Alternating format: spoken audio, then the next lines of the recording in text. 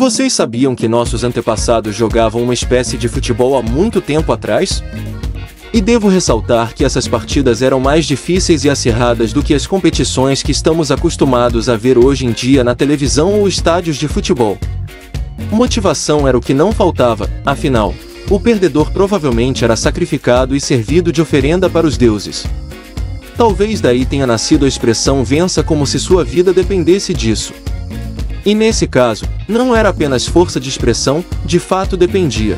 Deixa-me explicar melhor como isso funcionava.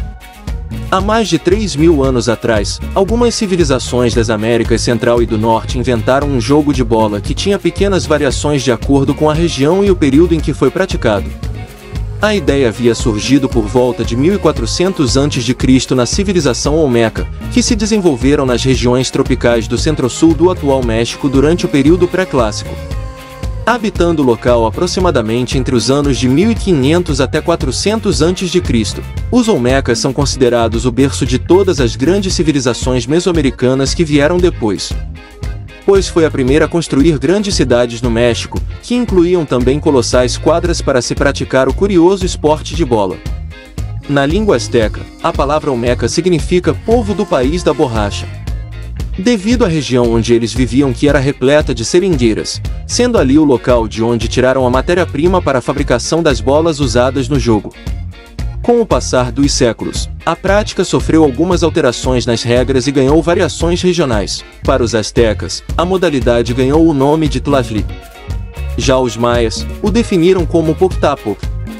Nesse jogo pré-colombiano, supõe-se que eram organizadas duas equipes de 7 jogadores que deveriam atingir um pequeno aro vertical de concreto afixado em duas extremidades do campo com uma pesada bola de borracha. Para você que está achando fácil, não era apenas isso, existiam regras. Durante o jogo, os participantes não poderiam fazer uso dos pés, das mãos ou da cabeça. Para conduzir a bola ao objetivo desejado, era permitido somente fazer uso dos joelhos, quadris e cotovelos. Como a pelota de borracha era pesada e a disputa muito acirrada, os jogadores costumavam utilizar uma série de artifícios que serviam para proteger as partes mais sensíveis do corpo. Por meio dessas regras, iniciava-se a partida que era observada atentamente por vários espectadores. Entre os maias, que fizeram a maior quadra conhecida em Chichén Itzá, os jogos eram revestidos de profundo significado religioso, relacionados ao mito dos gêmeos heróis, que teriam desafiado os senhores de Xibalba, o submundo, para uma partida. Segundo a mitologia deste povo, foi em uma partida de Poctapoc que os deuses deram origem ao universo. No Popol Vuh, considerado a Bíblia dos Maias por explorar questões como a criação do mundo, dos homens e dos animais. Também é narrado outras aventuras desses deuses gêmeos, o Napu e Sbalanque, que após venceram em um jogo de bola os senhores de Xibalba, foram convertidos no Sol e na Lua. Então, se distanciando do sentido esportivo, esse tipo de competição era dotado de uma forte orientação religiosa para a cultura maia. E segundo aponta algumas pesquisas, existem fortes indícios sobre o sacrifício de uma parcela dos participantes do jogo. O que ainda não foi esclarecido é se o time vencedor ou perdedor que deveria sofrer o abatimento. Diversos antropólogos não conseguem entrar em um acordo sobre se os vencedores viviam pelo prestígio que alcançavam ou se os perdedores não poderiam ser sacrificados, já que não poderiam agradar aos deuses. Os astecas também viam no jogo um sentido cósmico, nesse caso, batalha do sol contra a noite.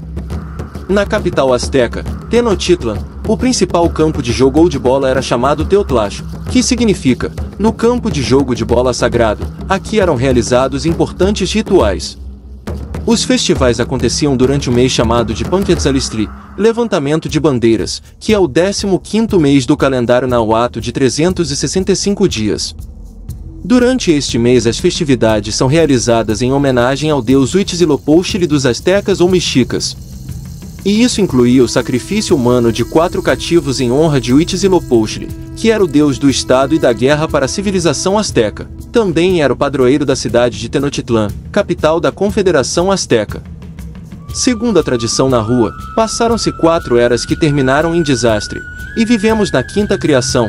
Então os mexicas pensavam que alimentando o sol, Huitzilopochtli, o fim poderia ser adiado por pelo menos mais um ciclo, período de 52 anos. Os astecas então tinham como objetivo desses sacrifícios revigorar o Huitzilopochtli para que ele tivesse forças para sobreviver à sua batalha diária e assim fazer o sol nascer novamente no ciclo seguinte. Como os sacrifícios na sociedade asteca eram de figuras de baixo status, os historiadores acreditam que muitos dos jogos cerimoniais eram pré-arranjados e o time dos prisioneiros não tinha a menor chance contra os nobres que aprendiam a jogar na escola de Calmenac. Então no final do jogo o time perdedor, que era geralmente composto por escravos e cativos de guerra, eram destinados ao sacrifício por decapitação. Quanto à nobreza, quem fosse realmente bom podia até se tornar um profissional. Tinha os Neymar da época também, né? Entretanto, se comparado com os maias, eles tinham uma atitude bem mais casual na prática do esporte, sendo a maioria dos jogos realizadas em prol da diversão, com ninguém saindo morto. Os nobres eram os profissionais, mas plebeus por sua vez, batiam uma pelada em campos improvisados, com direito até à banca de apostas. Acredita-se que a versão principal entre os astecas permitia apenas o uso dos quadris, e talvez os joelhos. Em outras variações podiam valer os punhos, cotovelos, cabeça ou até mesmo tacos, muito parecidos com os do hóquei moderno. Já a bola tinha que ser passada para o lado do time adversário depois de no máximo 2 quicadas. Se a parede do outro lado fosse atingida, era ponto. Se o time falhasse em passar, deixasse a bola ir para fora ou falhasse numa tentativa de passar pelo aro, era o adversário que ganhava pontos. Como tentar mandar a bola através do anel e errar dava pontos ao inimigo, e como era extremamente difícil fazer isso com os quadris, era raro ver uma bola passar por ele. Mas, quando passava, era o fim do jogo, vitória para quem conseguiu. A bola era feita de uma mistura da borracha, látex da seringueira, com o extrato de diversas plantas, fazendo com que a bola quicasse de forma ideal. Podia ter 30 centímetros de diâmetro e pesar até 3 kg, fazendo com que tivesse um impacto brutal. Não é surpresa dizer que os jogadores frequentemente saíam da quadra cheios de hematomas, às vezes com ossos quebrados, e impactos contra a cabeça, podiam até mesmo levar a óbito. Por isso havia todo um equipamento, uma espécie de armadura de tecido, couro e madeira. Todo esse suporte era usado para se proteger de boladas e ajudar a mover a bola com mais impacto. A proteção nos joelhos era também muito importante porque os jogadores tinham que se jogar no chão frequentemente. A maioria dos campos de jogo de bola tinham um formato em I, com uma zona central comprida e estreita, flanqueada por paredes inclinadas no período clássico, ou com degraus no pós-clássico, estucadas e pintadas com cores fortes. As extremidades do campo de jogo aparentemente suportavam estruturas temporárias onde os espectadores se sentavam. Estima-se que o tamanho médio dos campos de jogo fosse 36,5 por 9 metros, apesar de existir uma grande variabilidade. O maior de todos os campos de jogo conhecidos é o campo principal de Chichén Itzá, com 168 metros de comprimento e 70 de largura, maior que um campo de futebol.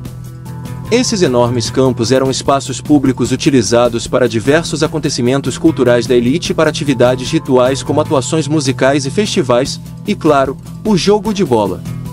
Entre os locais com campos de jogo bem preservados incluem-se Tikal, Yaxha, Copan, Ixinche, Monte Alban, Iagu, Ucmal, Mixco Viejo, Zaculeu e Chichén Itzá. Levando em consideração o fato desse ser um jogo milenar que passou por muitas culturas, as regras variavam de acordo com a região. Mas em geral, a ideia era não deixar a bola cair nem sair da quadra, tendo cada equipe seu aro, que precisava ser defendido do gol dos adversários, e a equipe que conseguia passar a bola pelo aro oposto primeiro era a vencedora.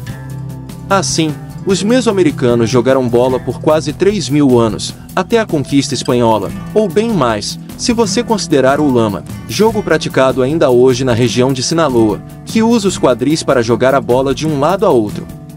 Desde 2015, no entanto, a Associação de Jogos e Esportes Autóctonos e Tradicionais de Yucatán passou a realizar uma Copa Anual do Esporte. A primeira edição contou apenas com jogadores mexicanos, mas, em 2017, receberam também equipes de Honduras, El Salvador, Belize e Guatemala.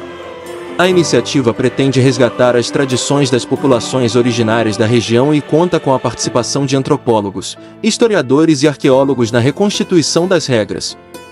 Segundo o presidente da associação, José de Jesus Manrique, foram precisos 10 anos de pesquisa para resgatar o Poc-Tapoc, e algumas regras foram adaptadas para a prática moderna.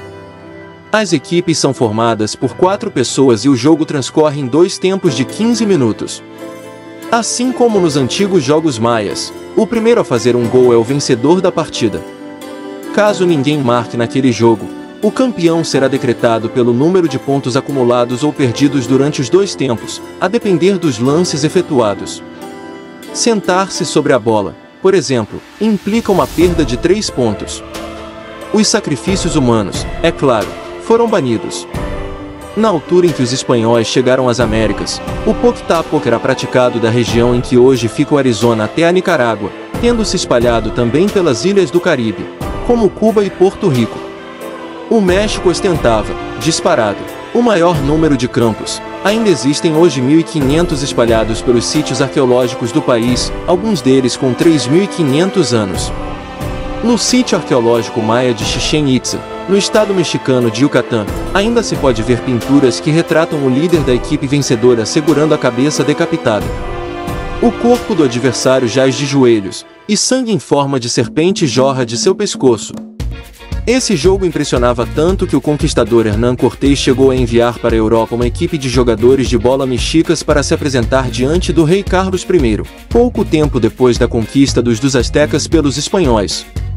O jogo foi exibido para toda a corte espanhola, deixando o público fascinado ao observar os exóticos visitantes que praticavam o esporte com muita habilidade e coordenação. Chegaram até mesmo a batizar o esporte de jogo de pelotas.